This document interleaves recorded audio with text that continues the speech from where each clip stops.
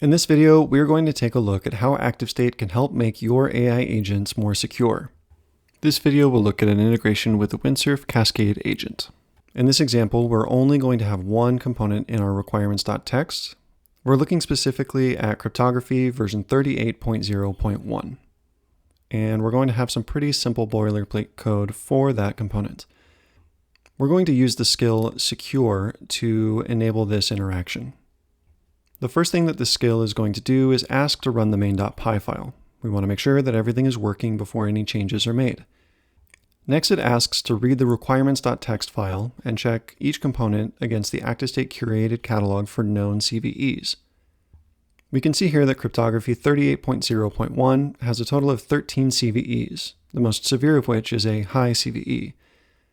This also makes the recommendation that we upgrade to version 46.0.6. In response to the question of whether or not we would like to get these fixes, we're going to go ahead and say yes. The first thing it does is install the new version of cryptography. We allow it to do that, and then it asks to make changes to the requirements.txt file, which it does.